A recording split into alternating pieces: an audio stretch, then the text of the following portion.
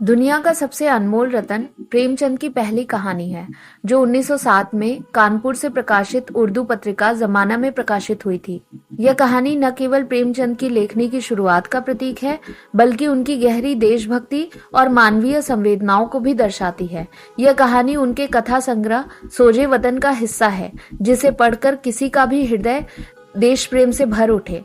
कहानी हमें जीवन के उस सच से रूबरू कराती है जहां सबसे अनमोल चीज की परिभाषा हर किसी के लिए अलग हो सकती है, लेकिन क्या सच में कोई ऐसी चीज है जो सबके लिए सबसे अनमोल हो? यही सवाल प्रेमचंद ने अपने पात्रों और घटनाओं के माध्यम से उठाया है। यह कहानी सुनने के बाद आपको सिर्फ एक सवाल का जवाब खुद से पूछना है, आपके लिए दुनिया का सबसे अनमोल रतन क्या है? आज मैं आपके सामने इस अद्भुत कहानी को प्रस्तुत करने जा रही हूँ। यह सिर्फ एक कहानी नहीं, बल्कि एक ऐसा विचार है जो आपको सोचने पर मजबूर करेगा।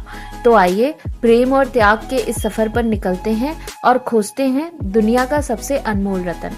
दिलफिगार एक कटीले पेड़ के नीचे दामन चाक किए बैठा हुआ खून के आंसू बहा रहा था।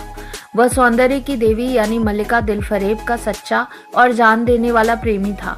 उन प्रेमियों में नहीं जो इत्र फुलेल में बसकर और शानदार कपड़ों से सजकर आशिक के वेश में माशूकियत का दम भरते हैं, बल्कि उन सीधे साधे भोले भाले फिदाइयों में जो जंगल और पहाड़ों से सर टकराते हैं और फरियाद मचाते फिरते हैं।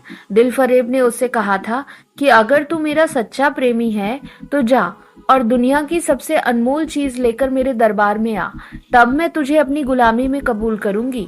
अगर तुझे वह चीज ना मिले तो खबरदार इधर रुख ना करना, वरना सूली पर खिंचवा दूंगी। दिलफिगार को अपनी भावनाओं के प्रदर्शन का, शिकवे शिकायत का, प्रेमिका के सौंदर्य दर्शन का तनिक भी अवसर ना दिया गया।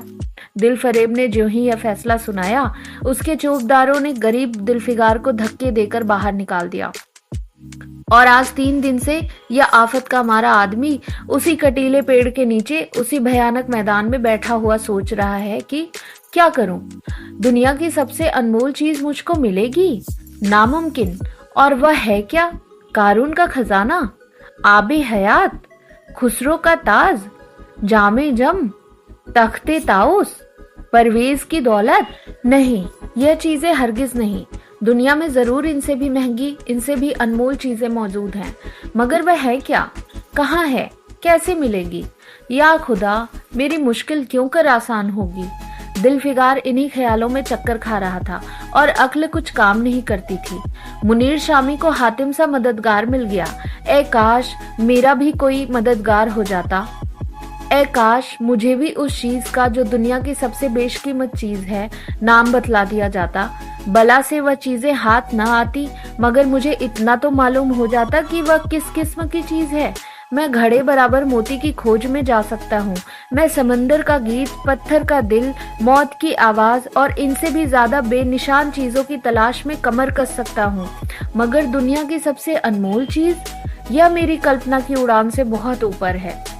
आसमान पर तारे निकल आए थे। दिलफिगार यकायक खुदा का नाम लेकर उठा और एक तरफ को चल खड़ा हुआ। भूखा प्यासा, नंगे बदन, थकन से चूर, वह बरसों वीरानों और आबादियों की खाक छानता फिरा। तलवे कांटों से छलनी हो गए, शरीर में हड्डियां ही हड्डियां दिखाई देने लगी, मगर वह चीज जो दुनिया की सबसे बेशकीमती चीज थी ना मिली और ना उसका कुछ निशान मिला। एक रोज वह भूलता भटकता एक मैदान में जा निकला, जहां हजारों आदमी गोल बांधे खड़े थे। बीच में कई अमामे और चोगे वाले दढ़ियल काजी अफसरी शान से बैठे हुए आपस में कुछ सलाह मशवरा कर रहे थे, और इस जमात से जरा दूर पर एक सूली खड़ी थी। दिलफिगार कुछ तो कमजोरी की वजह से और कुछ यहाँ की कैफियत देखने के इरादे से ठिठक गया। क्या देखता है कि कई लोग नंगी तलवारें लिए एक कैदी को, जिसके हाथ पैर में जंजीरें थी, पकड़े चले आ रहे हैं। सूली के पास पहुंचकर सब सिपाही रुक गए और कैदी की हथकड़ियां, बेड़ियां सब उतार ली गईं। इस अभागे आदमी का दामन सैकड़ों बेगुनाहों के खून के छींटों से रंगीन था और उसका दिल नेकी के ख्याल और रहम की आवाज से जरा भी परिचित ना था। उसे काला चोर कहते थे। सिपाहियों ने उसे सूली के तख्ते पर खड़ा कर दिया, मौत की फांसी उसकी गर्दन में डाल दी और जल्लादों ने तख्ता खींचने का इरादा किया कि वह अभागा मुजरिम चीख कर बोला, खुदा के वास्ते मुझे एक पल के लिए फांसी से उतार दो ताकि अपनी दिल की आखिरी आरजू निकाल लूं। यह सुनते ही चारों तरफ सन्नाटा छा गया।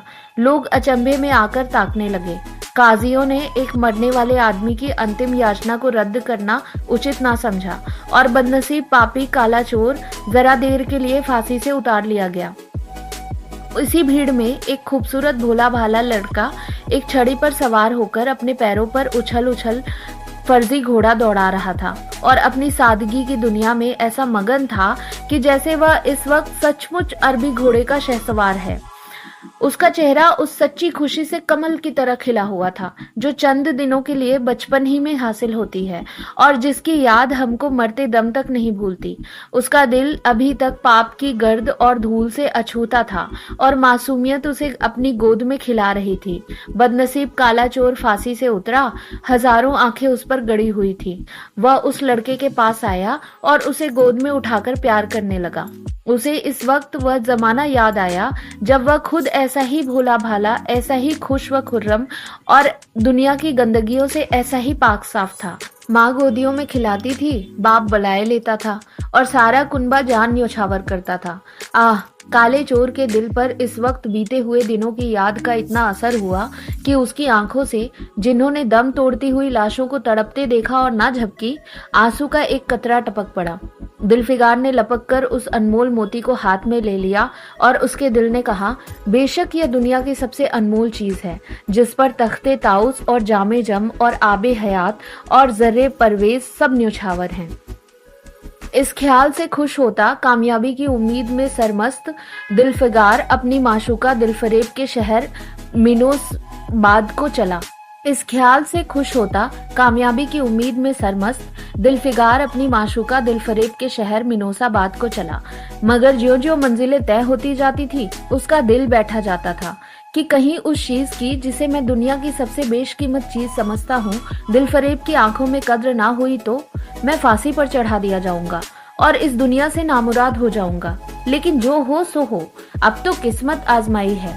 आखिरकार पहाड़ और दरिया तय करते वह शहर मिनोसाबाद में आ पहुंचा और दिलफरेब की ड्योढ़ी पर जाकर विनती की कि थकान से टूटा हुआ दिलफिगार खुदा के फजल से हुक्म की तालीम करके आया है और आपके कदम चूमना चाहता है।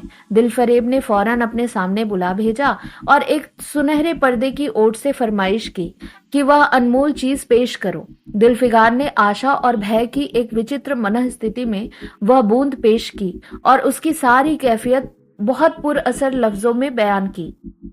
दिलफरेब ने पूरी कहानी बहुत गौर से सुनी और वह भेंट हाथ में लेकर जरा देर तक गौर करने के बाद बोली, दिलफिगार, बेशक तूने दुनिया की एक बेशकीमत चीज ढूंढ निकाली। तेरी हिम्मत और तेरी सूझबूझ की दाद देती हूँ, मगर यह दुनिया की सबसे बेशकीमत चीज नहीं। इसलिए तू यहाँ से जा और फिर कोशिश कर। शायद अब की तेरे हाथ वह मोती लगे और तेरी किस्मत में मेरी गुलामी लिखी हो। जैसा कि मैंने पहले ही बतला दिया था, मैं तुझे फांसी पर चढ़वा सकती हूँ, मगर मैं तेरी जाबख्शी करती हूँ इसलिए कि तुझमें वह गुण मौजूद है जो मैं अपने प्रेमी में देखना चाहती हूँ और मुझे यकीन है कि तू जरूर कभी न कभी कामयाब होगा।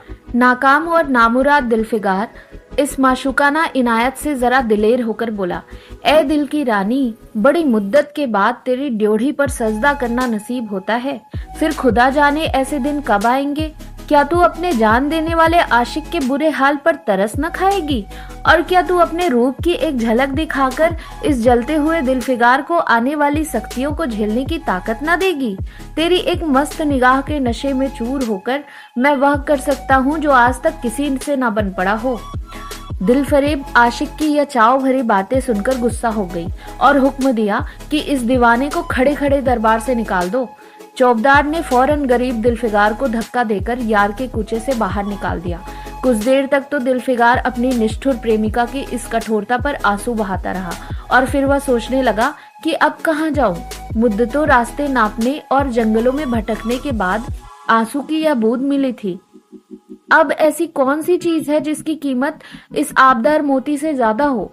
हजरते खिज्र, तुमने सिकंदर को आबे हयात के कुएं का रास्ता दिखाया था, क्या मेरी बाह न पकड़ोगे? सिकंदर सारी दुनिया का मालिक था, मैं तो एक बेघर बार मुसाफिर हूँ।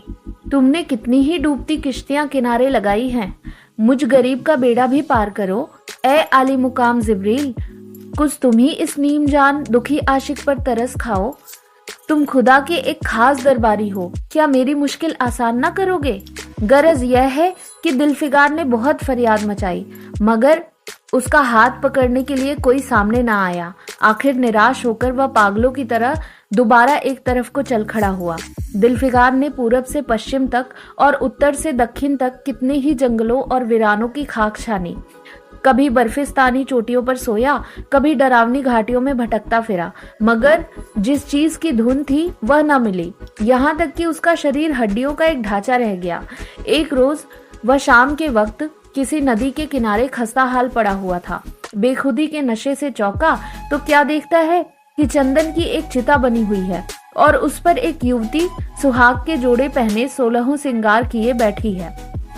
उसकी जांघ पर उसके प्यारे पति का सिर है। हजारों आदमी गोल बांधे खड़े हैं और फूलों की बरखा कर रहे हैं। यकायक चिता में से खुद ब खुद एक लपट उठी। सती का चेहरा उस वक्त एक पवित्र भाव से आलोकित हो रहा था। चिता की पवित्र लपटें उसके गले से लिपट गईं और दम के दम में वह फूल सा शरीर राख का ढेर हो गया। प्रेमिका ने अपने को प्रेमी पर न्यौछावर कर दिया और दो प्रेमियों के सच्चे पवित्र अमर प्रेम की अंतिम लीला आग से ओझल हो गई। जब सब लोग अपने घरों को लौटे तो दिलफिगार चुपके से उठा और अपने चाक दामन कुर्ते में यह राख का ढेर समेट लिया और इस मुट्ठी भर राख को दुनिया की सबसे अनमोल चीज समझता हुआ सफलता के नशे में चूर यार के कूचे की तरफ चला। अब की ज्यों-ज्यों वह मंजिल के करीब आता था, उसकी हिम्मत बढ़ती जाती थी। कोई उसके दिल में बैठा हुआ कह रहा था, अब की तेरी जीत है, और इस ख्याल ने उसके दिल को जो जो सपने दिखाए उनकी चर्चा व्यर्थ है। आखिरकार वह शहर मिनोसाबाद में दाखिल हुआ और दिलफरेब की ऊंची ड्योढ़ी पर आकर खबर दी कि दिलफिगार सुरखरू होकर लौटा है और हुजूर के सामने आना चाहता है। दिलफरेब ने जाबाज आशिक को फौरन दरबार में बुलाया और उस चीज के लिए जो दुनिया की सबसे बेशकीमत चीज थी हाथ फैला दिया। दिलफिगार ने हिम्मत करके उसकी चांदी जैसी कलाई को चूम लिया और मुट्ठी भर राख को उसकी हथेली में रखकर सारी कैफियत दिल को पिघला देने वाले लफ्जों में कह सुनाई और अपनी सुंदर प्रेमिका के होठों से अपनी किस्मत का मुबारक फैसला सुनने के लिए इंतजार करने लगा। दिलफरेब ने उस मुट्ठी भर राख को आंखों से लगा लिया और कुछ देर तक विचारों के सागर में डूबे रहने के बाद बोली, ए जान निछावर करने वाले आशिक दिलफिगार, बेशक यह राख जो तू लाया है, जिसमें लोहे को सोना कर देने की सिफत है, दुनिया की बहुत बेशकीमत चीज है और मैं सच्चे दिल से तेरी एहसानमंद हूँ कि तूने ऐसी अनमोल भेंट मुझे दी। मगर दुनिया में इससे भी ज्यादा अनमोल कोई चीज है। जा उसे तलाश कर और तब मेरे पास आ। मैं तहे दिल से दुआ करती हूँ कि खुदा तुझे कामयाब करे। यह कहकर वह सुनहरे पर्दे से बाहर आई और माशुकाना अदा से अपने रूप का जलवा दिखाकर फिर नजरों से ओझल हो गई। एक बिजली सी कौंधी और फिर बादलों के पर्दे में छिप गई। अभी दिलफिगार के होश हवास ठिकाने पर न आने पाए थे कि चौबदार ने मुलायमियत से उसका हाथ पकड़कर यार के कूचे से उसको निकाल दिया और फिर तीसरी बार वह प्रेम का पुजारी निराशा के अथाह समंदर में गोता खाने लगा। दिलफिगार का हियाव छूट गया। उसे यकीन हो गया कि मैं दुनिया में उसी तरह नाशाद और नामुराद मर जाने के लिए पैदा किया गया था और अब इसके सिवा और कोई चारा नहीं कि किसी पहाड़ पर चढ़कर नीचे कूद पड़ूं ताकि माशूक के जुल्मों की फरियाद करने के लिए एक हड्डी भी बाकी ना रहे। वह दीवाने की तरह उठा और गिरता पड़ता एक गगनचुंबी पहाड़ की चोटी पर जा पहुंचा। किसी और समय वह ऐसे ऊंचे पहाड़ पर चढ़ने का साहस न कर सकता था, मगर इस वक्त जान देने के जोश में उसे वह पहाड़ एक मामूली टेकरी से ज्यादा ऊंचा न नजर आया। करीब था कि वह नीचे कूद पड़े कि हरे हरे कपड़े पहने हुए और हरा अमामा बांधे एक बुजुर्ग एक हाथ में तस्बीह और दूसरे हाथ में लाठी लिए हुए बरामद हुए और हिम्मत बढ़ाने वाले स्वर में बोले, दिलफिगार, नादान दिलफिगार, यह क्या बुज़दिलों जैसी हरकत है? तू मोहब्बत का दावा करता है और तुझे इतनी भी खबर नहीं कि मजबूत इरादा मोहब्बत के रास्ते की पहली मंजिल है। मर्द बनकर हिम्मत ना हार। पूरब की तरफ एक देश है जिसका नाम हिंदुस्तान है, वहां जा और तेरी आरजू पूरी होगी। यह कहकर हजरते खिज्र गायब हो गए। दिलफिगार ने शुक्रिया की नमाज अदा की और ताज़ा हौसले, ताज़ा जोश और अलौकिक सहायता का सहारा पाकर खुश खुश पहाड़ से उतरा और हिंदुस्तान की तरफ चल पड़ा। मुद्दतों तक कांटों से भरे हुए जंगलों, आग बरसाने वाले रेगिस्तानों, कठिन घाटियों और अलंघ्य पर्वतों को तय करने के बाद दिलफिगार हिंद की पाक सरजमीन पे दाखिल हुआ और एक ठंडे पानी के सोते में सफर की तकलीफें धोकर थकान के मारे नदी के किनारे लेट गया। शाम होते होते वह एक चटियल मैदान में पहुंचा, जहां बेशुमार अधमरी और बेजान लाशें बिना कफन के पड़ी हुई थी। चील, कौवे और वहशी दरिंदे भरे पड़े थे और सारा मैदान खून से लाल हो रहा था। यह डरावना दृश्य देखते ही दिलफिगार का जी दहल गया। या खुदा, किस मुसीबत में जान फंसी। मरने वालों को कराहना, सिसकना और एड़ियां रगड़ कर जान देना, दरिंदों का हड्डियों को नोचना और गोश्त के लोथड़ों को लेकर भागना, ऐसा हौलनाक सीन दिलफिगार ने कभी ना देखा था। यकायक उसे ख्याल आया, यह लड़ाई का मैदान है और यह लाशें सूरमा सिपाहियों की हैं। इतने में करीब से कराहने की आवाज आई।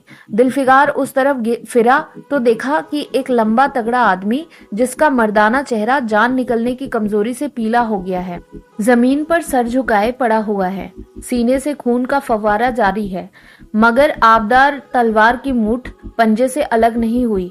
दिलफिगार ने एक चीथड़ा लेकर घाव के मुंह पर रख दिया ताकि खून रुक जाए और बोला, ए जवां मर्द, तू कौन है? जवां मर्द, तू कौन है? जवां मर्द ने यह सुनकर आंखें खोली और वीरों की तरह बोला, क्या तू नहीं जानता मैं कौन हूँ? क्या तूने आज इस तलवार की काट नहीं देखी? मैं अपनी माँ का बेटा और भारत का सपूत हूँ। यह कहते कहते उसकी त्योरियों पर बल पड़ गए। पीला चेहरा गुस्से से लाल हो गया और आबदार शमशीर फिर अपना जौहर दिखाने के लिए चमक उठी। दिलफिगार समझ गया कि यह इस वक्त मुझे दुश्मन समझ रहा है। नरमी से बोला, ए जवां मर्द, मैं तेरा दुश्मन नहीं हूँ, अपने वतन से निकला हुआ एक गरीब मुसाफिर हूँ। इधर भूलता भटकता आ निकला, बराए मेहरबानी मुझसे यहाँ की कुल कैफियत बयां कर। यह सुनते ही घायल सिपाही बहुत मीठे स्वर में बोला, अगर तू मुसाफिर है तो आ और मेरे खून से तर पहलू में बैठ जा, क्योंकि यही 2 अंगुल जमीन है जो मेरे पास बाकी रह गई है और जो सिवाय मौत के कोई नहीं छीन सकता। अफसोस है कि तू यहाँ ऐसे वक्त में आया जब तेरा आतिथ्य सत्कार करने के योग्य नहीं। हमारे बाप दादा का देश आज हमारे हाथ से निकल गया और इस वक्त हम बेवतन हैं, मगर हमने हमलावर दुश्मन को बता दिया कि राजपूत अपने देश के लिए कैसी बहादुरी से अपनी जान देता है। यह आसपास जो लाशें तू देख रहा है ना, यह उन लोगों की है जो इस तलवार के घाट उतरे हैं। और गो कि मैं बेवतन हूँ, मगर गनीमत है कि दुश्मन की जमीन पर नहीं मर रहा हूँ। सीने के घाव से चिथड़ा निकालकर, क्या तूने यह मरहम रख दिया? खून निकलने दे, इसे रोकने से क्या फायदा? क्या मैं अपने ही देश में गुलामी करने के लिए जिंदा रहूं? नहीं, ऐसी जिंदगी से मर जाना अच्छा, इससे अच्छी मौत मुमकिन नहीं। जवां मर्द की आवाज मध्यम हो गई, अंग ढीले पड़ गए। खून इतना ज्यादा बहा कि खुद ब खुद बंद हो गया। रह रहकर एक आध बूंद टपक पड़ता था। आखिरकार सारा शरीर बेदम हो गया। दिल की हरकत बंद हो गई और आंखें मूंद गई। दिलफिगार ने समझा अब काम तमाम हो गया कि मरने वाले ने धीमे से कहा, भारत माता की जय, और उसके सीने से खून का आखिरी कतरा निकल पड़ा। एक सच्चे देश प्रेमी और देशभक्त ने देशभक्ति का हक अदा कर दिया। दिलफिगार पर इस दृश्य का बहुत गहरा असर पड़ा और उसके दिल ने कहा, बेशक दुनिया में खून के इस कतरे से ज्यादा अनमोल चीज कोई हो ही नहीं सकती। उसने फौरन खून की बूंद को, जिसके आगे यमन का लाल हेच भी है, हाथ में ले लिया और इस दिलेर राजपूत की बहादुरी पर हैरत करता हुआ अपने वतन की तरफ रवाना हुआ और सख्तियां झेलता हुआ आखिरकार बहुत दिनों के बाद रूप की रानी मलका दिलफरेब की ड्योढ़ी पर जा पहुंचा और पैगाम दिया कि दिलफिगार सुरखरू और कामयाब होकर लौटा है और दरबार में हाजिर होना चाहता है। दिलफरेब ने उसे फौरन हाजिर होने का हुक्म दिया। खुद हस्बे मामूल सुनहरे पर्दे की ओट में बैठी और बोली, दिलफिगार, अब की तू बहुत दिनों के बाद वापस आया है। ला, दुनिया की सबसे बेशकीमत चीज कहाँ है? दिलफिगार ने मेहंदी रची हथेलियों को चूमते हुए खून का कतरा उस पर रख दिया और उसकी पूरी कैफियत पुरजोश लहजे में कह सुनाई। वह खामोश भी न होने पाया था कि यकायक यह सुनहरा पर्दा हट गया और दिलफिगार के सामने हुस्न का एक दरबार सजा हुआ नजर आया, जिसकी एक एक नाज़नीन जुलेखा से बढ़कर थी। दिलफरेब बड़ी शान के साथ सुनहरी मसनद पर सुशोभित हो रही थी। दिलफिगार हुस्न का यह तिलिस्म देखकर अचंभे में पड़ गया और चित्र लिखित सा खड़ा रहा कि दिलफरेब मसनद से उठी और कई कदम आगे बढ़कर उससे लिपट गई। गाने वालियों ने खुशी के गाने शुरू किए, दरबारियों ने दिलफिगार को नजरें भेंट की और चांद सूरज को बड़ी इज्जत के साथ मसनद पर बैठा दिया। जब वह लुभावना गीत बंद हुआ तो दिलफरेब खड़ी हो गई और हाथ जोड़कर दिलफिगार से बोली, ए जानिसार आशिक दिलफिगार, मेरी दुआएं बर आई और खुदा ने मेरी सुन ली और तुझे कामयाब व सुरखरू किया। आज से तू मेरा मालिक है और मैं तेरी लौंडी। यह कहकर उसने एक रत्न जटित मंजूषा मंगाई और उसमें से एक तख्ती निकाली जिस पर सुनहरे अक्षरों से लिखा हुआ था, खून का वह आखिरी कतरा जो वतन की हिफाजत में गिरे दुनिया की सबसे अनमोल चीज है।